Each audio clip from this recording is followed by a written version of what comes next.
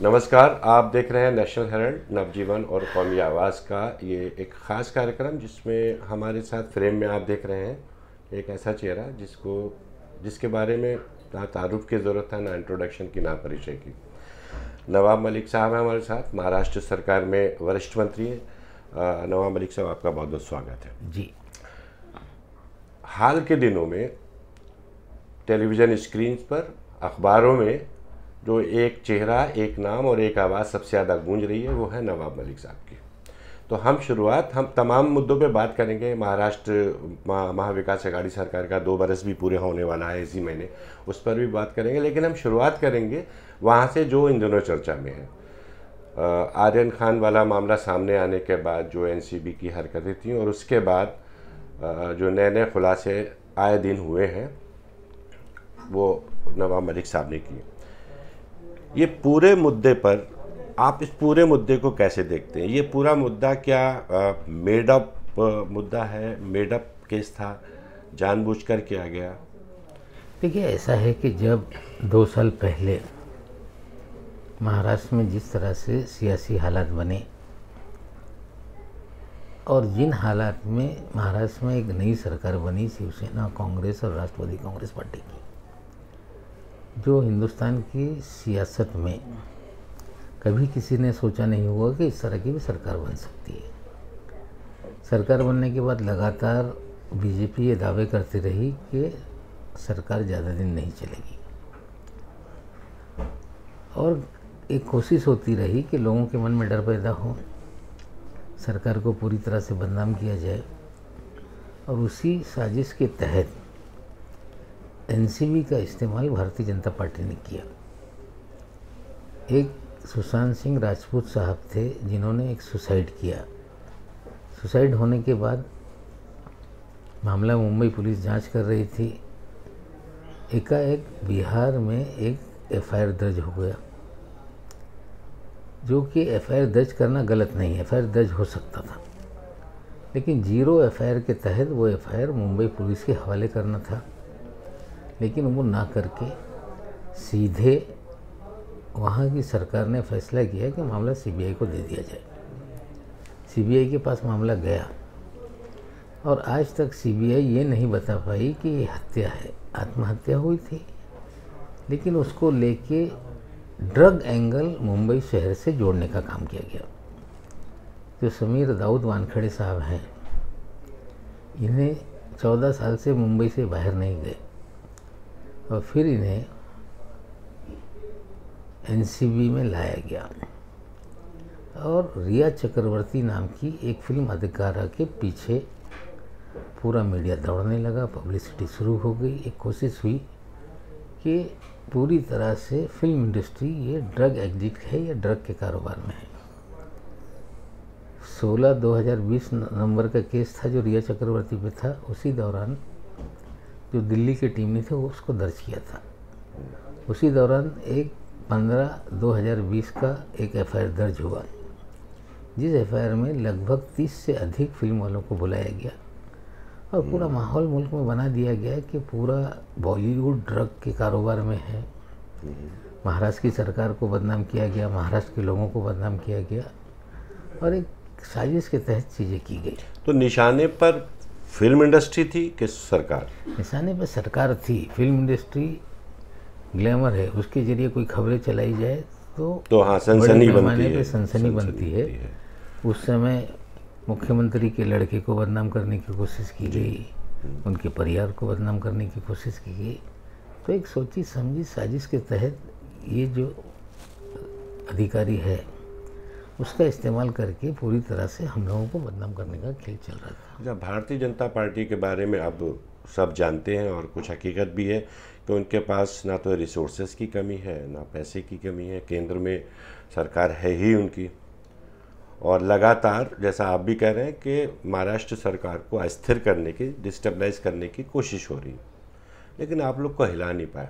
वो जादू बताइए नवाब भाई। जादू देखिए, नंबर ही जादू है। आज कोई भी पार्टी से डिफेक्शन कराने की कोई ऐसी सिचुएशन नहीं जो मध्य प्रदेश जैसे हालात बन जाए। जब तक एक पार्टी इसमें से अलग नहीं होती तब तक ये सरकार गिर नहीं सकती। कोशिश हो रही है। ईडी का इस्तेमाल करके नेताओं को डराया जा रहा है, कुछ लोगों पे कार्रवाई की गई, अनिल देशमुख जी को नाजायज़ फंसाया गया। जो कमिश्नर कंप्लेंट करने वाला था वो खुद फरार है, लेकिन उसी की कंप्लेंट में जांच करके अनिल देशमुख जी पे मुकदमा बनाया गया।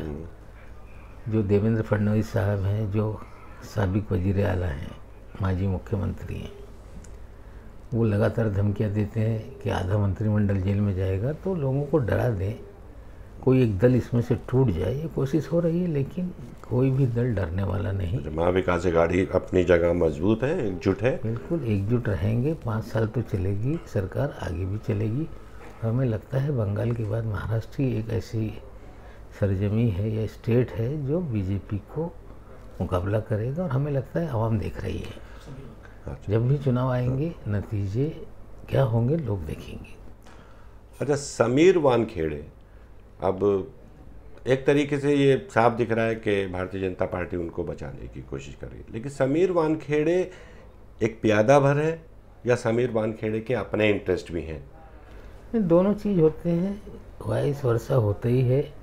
किसी का इस्तेमाल हो तो वो अपने भी फ़ायदे करते रहता है। समीर वानखेड़े ये बड़े पैमाने पे उगाही उसने की है। हमने ये कहा, शुरुआत में कहा गया कि नहीं ये गलत है चीज़ें, लेकिन आर्यन खान के मामले में एक जो उनका एक विटनेस था, जो प्रभाकर सैल, उसने खुद आके कहा कि 25 करोड़ मांगे गए, 18 करोड़ में डील हुई, 50 लाख रुपये उठाया गया, और एक सेल्फी लीक होने से सारा मामला बिगड़ गया।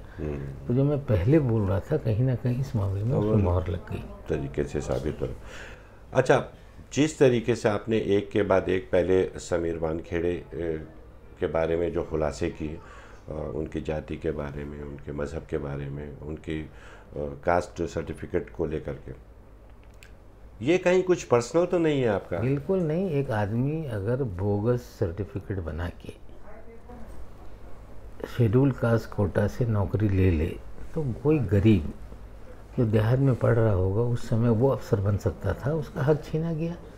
तो अगर कोई अफसर फर्जी सर्टिफिकेट बनाए, फर्जी वाड़ा करे, मुसलमान हो और दलित क्लेम करे अपने आप को, तो मेरी जिम्मेदारी बनती है, मुल्क के दलितों के साथ नाइंसाफ़ी हुई है, तो हमें लगता है ये पर्सनल मामला नहीं है, ये मामला फर्जीवाड़े का है। नहीं, क्योंकि हमारे यहाँ ख़ास तौर से दिल्ली और यूपी वाले इलाकों में एक लफ्ज़ इस्तेमाल होता है, खुन्नस। ऐसा लगता है कि नवाब मलिक साहब की कोई पर्सनल खुन्नस है समीर वानखेड़े से। मेरे दामाद की बात को आगे करके खुन्नस की बात कही जाती है। जी, दामाद को इसीलिए ही फ्रेम किया गया ताकि इनके जो फर्जीवाड़े हैं मैं जानता था। मैं इस शहर में 62 साल से हूँ। जब फिल्म वालों पे कार्रवाई हो रही थी मैंने बयान दिया, तब कुछ पत्रकार हैं जो क्राइम कवर करते हैं, मैं प्रेस से हर दिन शाम में लगभग 1-2 दिन के बाद हमेशा पार्टी कार्यालय में मिलता रहता हूँ, तो कुछ लोगों ने आके कहा कि वानखेड़े साहब आपसे खफा हैं, नाराज़ हैं। मैंने कहा क्यों? बोले नहीं, आप बयान दे रहे हैं एनसीबी के खिलाफ। मैंने कहा कि उनका जो काला अध्याय है मैं खोल दूंगा। बोले मेरे मुँह ना लगे। फिर हमारे दामाद को फ्रेम कर दिया गया। जब दामाद को फ्रेम किया तब मुझसे पत्रकारों ने पूछा, मैंने यही बयान दिया था कि कानून से बड़ा कोई नहीं, कानून अपना काम करेगा और हिंदुस्तान की अदलिया पे, हिंदुस्तान की न्याय व्यवस्था पे मेरा पूरा विश्वास है। 8.5 महीने जमानत तक हमने एक बात नहीं कही। चार्जशीट फाइल हो गई, वो भी चार्जशीट लेट फाइल की गई। जो रिपोर्ट थी फॉरेंसिक लैब की उसे रोका गया, 6 तारीख को मांगा गया, 7 तारीख को चार्जशीट फाइल की गई। जमानत ना मिले इसकी भी कोशिश हुई, 2.5 महीने तक सुनवाई में अड़ंगा डाला गया। लेकिन ये चीज़ें अपनी जगह थी और उसी वक्त से उन्हें डर लग रहा था कि कहीं ना कहीं ये हमारी चीज़ों को खोलेगा।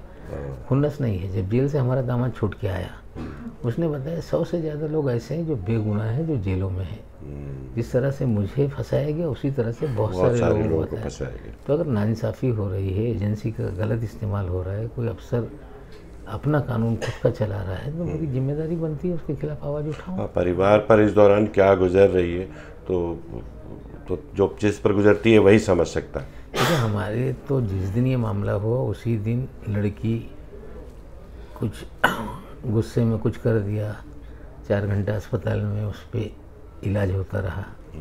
उसके बाद 3-4 महीने हालात ऐसे थे कि कुछ भी गलत वो कर सकती थी, उसे संभाला गया।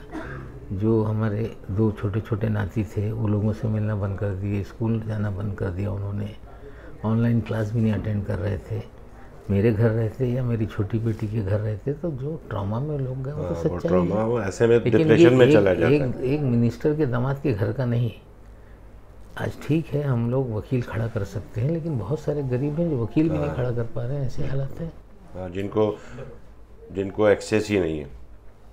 फडणवीस साहब की बात करते हैं, अभी तुर्की चल रहा था अभी 2-3 दिन पहले तक, लेकिन अभी उधर से खामोशी है। अंडरवर्ल्ड वाला उन्होंने बम फोड़ा, हाइड्रोजन बम जिसको बोल रहे थे। ठीक है, हमने तो कभी नहीं कहा कि सलीम पटेल से हमने जगह पावर ऑफ अटॉर्नी के नाते नहीं लिखाई है, लेकिन वो अंडरवर्ल्ड का कभी भी उस पर कोई कनेक्शन नहीं रहा। उलट जब खबरें आई थी उसके बाद डिफेमेशन का सूट फाइल किया गया, विधानसभा में रिपोर्ट रखी गई कि ये अंडरवर्ल्ड से इसका कोई कनेक्शन नहीं। जहाँ तक सवाल है सरदार वली खान का, जो बम ब्लास्ट का एक्यूज था, वो हमारी जहाँ पे हम किराएदार है, जिस ज़मीन आज हमारी मिल्कियत की जो गोडाउन है, वहाँ पे वो उसका परिवार 70 साल से वॉचमैनी करता था। अच्छा। तो हमारे गोडाउन की जो कब्जा हमारे पास था या जहाँ किराएदार हम थे, उस पर उसने अपना जो एस्ट्रैक होता है 712 का 712 का खसरा खितौनी जिसे कहते हैं, उस पर अपना नाम म्यूटेशन करके चढ़ा लिया था। अच्छा। तो उसे दुरुस्त करने के लिए हमने पैसे दिए, हमने कभी तो नहीं कहा। लेकिन क्या वो कानून से गलत था? क्या कोर्ट ने कहा था कि किसी एक्यूज, उस वक्त वो कन्विक्टेड नहीं था, कि ये प्रॉपर्टी पे अगर नाम है तो कोई खरीदेगा नहीं? प्रॉपर्टी खरीद लेने से हम गुनहगार हो गए, तो दाऊद का घर तो सनातन ने खरीदा है, तो सनातन भी क्या गुनहगार है? अच्छा, क्या अंडरवर्ल्ड की इसकी बात होती है, अभी भी इतना इन्फ्लुएंशियल है कि वो पॉलिटिकल पार्टीज को, सरकारों को इन्फ्लुएंस कर रहा है? अंडरवर्ल्ड इन्फ्लुएंशियल नहीं है, कुछ नेता अंडरवर्ल्ड के अब्बा जान बन गए। अच्छा। वो पुलिस के जरिए पूरा अंडरवर्ल्ड चला रहे हैं। और बहुत सारी ऐसी चीज़ें हैं जो अंडरवर्ल्ड तो एक कठपुतली बन गया है, लेकिन कुछ पॉलिटिशियन हैं जिन्होंने पुलिसिया तंत्र का इस्तेमाल करके अंडरवर्ल्ड का इस्तेमाल किया।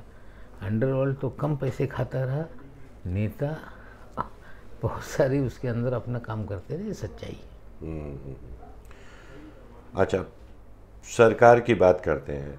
2 साल पूरे हो रहे हैं अभी, 28 नवंबर को महाविकास अघाड़ी सरकार के। जैसा आपने कहा भी, मध्य प्रदेश जैसी स्थिति यहाँ नहीं होने वाली या कर्नाटका जैसी नहीं होने वाली, लेकिन अल्टीमेट गोल तो फडणवीस साहब का केंद्र की तरफ से यही है कि सरकार को हिला दें, कुछ हो जाए ऐसा।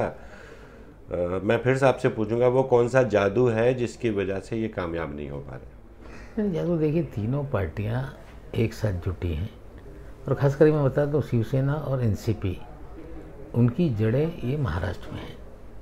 दोनों जिस तरह से ममता बनर्जी का रीजनल फोर्स की तरह से है, ये दोनों दल, हम नेशनलिस्ट कांग्रेस पार्टी हैं, कुछ राज्यों में हमारा कुछ असर है, जैसे शिवसेना ने अभी सिलवासा की सीट जीत ली है, लेकिन हम लोग मूलतः महाराष्ट्र में हमारी जड़ें हैं। जब रीजनल सेंटिमेंट आता है तो धर्म की राजनीति नहीं चल पाती, जो बिहार में लोगों ने, जो वहाँ पे बंगाल में देखा है। हमें लगता है यही सेंटिमेंट है जो लोग हमारे साथ खड़े रहे हो रहे हैं, और हमें लगता है कि अगर कोई निडर हो जाए तो कोई सरकार नहीं गिरती।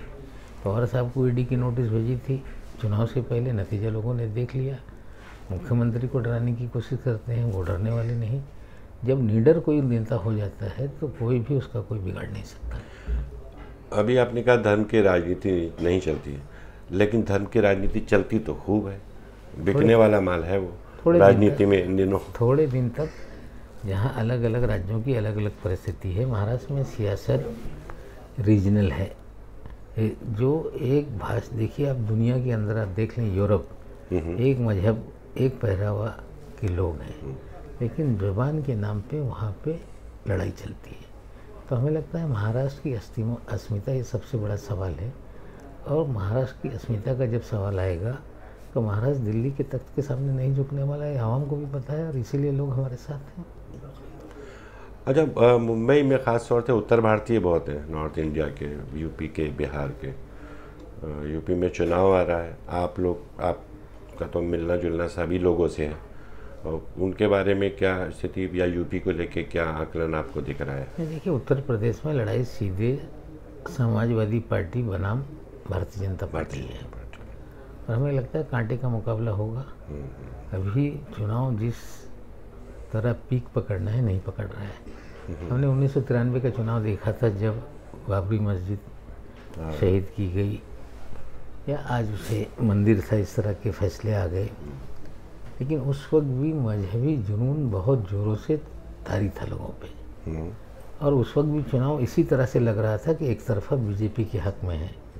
लेकिन जैसे ही चुनाव डिक्लेयर हो गए, मुलायम सिंह जी निकले, घूमने लगे, चुनाव खड़ा हो गया, और कभी कोई सोच नहीं सकता था कि बीजेपी 6 दिसंबर के बाद भी उत्तर प्रदेश में हारेगी। हमें लगता है उसी तरह का माहौल है। जिस दिन तारीख डिक्लेयर होगी पूरा चुनाव खड़ा हो जाएगा। पश्चिमी उत्तर प्रदेश में जो इन्होंने जहर बोकर जाट और मुसलमानों को लड़ाया था, वो खाई खत्म हो गई। हर हर महादेव अल्लाह अकबर के नारे लगने लगे। फिर जो टिकाए साहब लगवाते थे, या जो दूध मुँह काटी रोटी की तरह, शीर और शक्कर की तरह लोग थे, तो वहाँ पे जो नफरत थी वो ख़त्म हो रही है पूरी तरह से। हमें लगता है कि उत्तर प्रदेश के चुनाव में हालात अलग हैं। जब चुनाव डिक्लेयर होगा, चुनाव बड़े पैमाने पे खड़ा होगा। उत्तर प्रदेश में बीजेपी एक नारा लगा रही है, 22 में योगी, 24 में मोदी। 24 में मोदी को लाना है तो 22 में योगी। हम 2024 में क्या देखते हैं पॉलिटिकल सिनेरियो? जो बहुत दिन है, हमें लगता है दिन है, लेकिन सियासत एक महीने में, 6 महीने में बदल जाती है। हमें लगता है उत्तर प्रदेश का चुनाव एक लिटमस टेस्ट है। अगर उत्तर प्रदेश के चुनाव में परिस्थितियाँ बदल गई तो माहौल एकदम झपाटे से बदलेगा।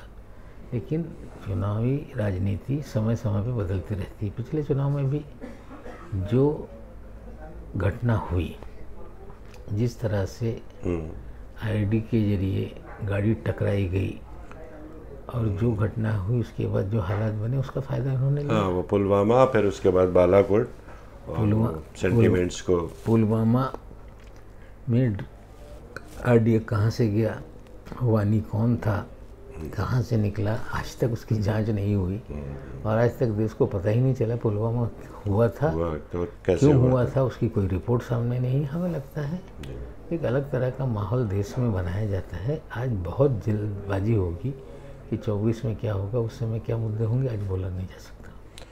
लेकिन भारतीय जनता पार्टी को लेके अब ये है कि कहते हैं ना कि हर जवाल का, हर उरूज का एक जवाल तय है, तो वो स्थिति अब बनना। देखिए, डर पैदा करके सियासत हो रही है। लोग बोलेंगे तो ऊपा में डाल देंगे, लोग बोलेंगे तो नाजायज़ मुकदमा बंद कर देंगे, लीडर बोलेगा तो ईडी के जरिए जेल में डाला जाएगा। एक डर का माहौल बनाया गया है। जो डर है, जब तक लोग डर से बाहर नहीं निकलेंगे, लड़ाई तेज नहीं होगी। लेकिन हमें लगता है धीरे धीरे लोगों के मन से डर निकलेगा और लड़ाई तेज होगी। चलिए आखिरी बात करते हैं कि 2 साल सरकार ने पूरे किए हैं, आप कह रहे हैं 5 साल भी अच्छे से पूरे होंगे और आगे लंबा चलने वाला है ये गठबंधन, और कम से कम महाराष्ट्र से तो आप इनकी विदाई अच्छे से कर देंगे। यहाँ पर मुस्लिम कम्युनिटी का भी बहुत बड़ा महाराष्ट्र में आबादी है, और मुंबई में तो ख़ास तौर से है।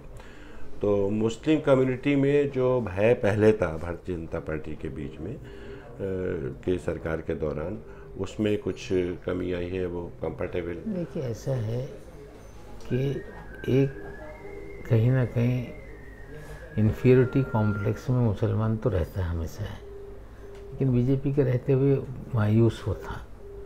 लेकिन जब सरकार बनी लोकशाही विकास आघाड़ी की, तो हमें लगता है कि उसकी मायूसी ख़त्म हुई है, और वो ज़्यादा कुछ नहीं चाहता। वो चाहता है कि अमन रहे, वो चाहता है कि बाल बच्चे तालीम हासिल करें, वो चाहता है कि रोजी रोजगार जो हमारा है वो चलता रहे। इस तरह से है, लेकिन मायूसी ख़त्म हुई है।